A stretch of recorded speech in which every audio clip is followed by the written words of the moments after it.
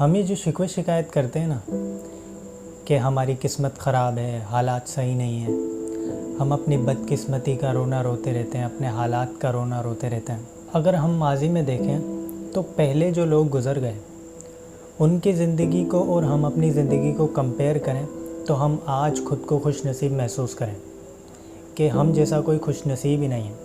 हमें इस दौर में जो कंफर्ट मिली हुई है, हम अपनी लाइफ को एंजॉय करते हैं, हर चीज़ को एंजॉय करते हैं, धूम धड़क्का करते हैं, धड़ल्ले से ज़िंदगी जीते हैं, हमें किसी चीज़ का खौफ नहीं होता। हम अपने पक्के घरों में एसी की ठंडी हवा में चैन की नींद सोते हैं, हम पत्थरों पर सर रख कर नहीं सोते। रमज़ान में रोज़े रखें तो इफ्तार में दस्तरखान मुख्तलिफ़ खानों से सजा होता है। हमें सिर्फ़ खजूर से या सिर्फ़ पानी से गुजारा करना नहीं पड़ता। हर चीज़ की आसाइशें हमें मिली हुई हैं।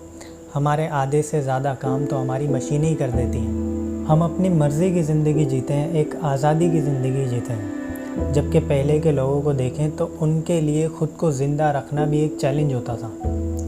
जब वो सुबह उठते थे तो रात के खाने का यानी एक वक्त के खाने का अरेंजमेंट करना भी उनके लिए एक चैलेंज होता था। उनके लिए अपने नहाने और पीने का पानी का अरेंजमेंट करना भी एक चैलेंज होता था। एक वक्त की रोटी का इंतज़ाम करना चैलेंज होता था। लेकिन आज हमें हर चीज़ की आसाइश है। हम जो लिबास पहनते हैं आला किस्म का लिबास पहनते हैं। उस वक्त के बादशाह जो होते थे वो भी बोरी के या चमड़े के लिबास पहनते थे। यानी हमारे जो लिबास होते हैं वो उस वक्त के बादशाहों से भी बेहतर हैं। तो ये जो हमारी ज़िंदगी है वो उस वक्त के बादशाह से कहीं गुना ज़्यादा बेहतर है। और हमारे मसाइल क्या हैं? अगर उस वक्त के लोगों को हमारे मसाइल का मालूम होता तो वो हमारी हालत पर हंसते, उन्हें हंसी आती। हमारे मसले क्या हैं कि मेरी गाड़ी पंचर हो गई, अब मुझे टैक्सी में ऑफ़िस जाना है, मेरे मोबाइल का बैलेंस ख़त्म हो गया, मैं एग्ज़ाम में फ़ेल हो गया, मेरी इतनी तनख्वाह नहीं है कि मैं एक आईफ़ोन ख़रीद सकूं, या मेरे पास इतने पैसे नहीं है कि धूमधाम से शादी कर सकूं। ये हैं हमारे मसाइल। असल में बात यह है कि हम नाशुक्रे लोग हैं।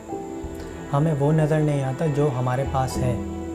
हम सिर्फ वो देखते हैं कि जो हमारी पहुंच में नहीं है। और यही सबसे बड़ी प्रॉब्लम है जिसकी वजह से आप कहीं भी देखें कोई भी शख्स आपको खुश नज़र नहीं आएगा। हर शख्स आपको शिकायत करता हुआ नज़र आएगा, शिकवे करता हुआ नज़र आएगा, ना खुश नज़र आएगा। नाशुक्रा है ना, इसलिए फिर इस नाशुक्री के सबब में आपको जो नेमतें मिलनी होती है ना, आप उससे भी महरूम हो जाते हैं। फिर क्या होता है?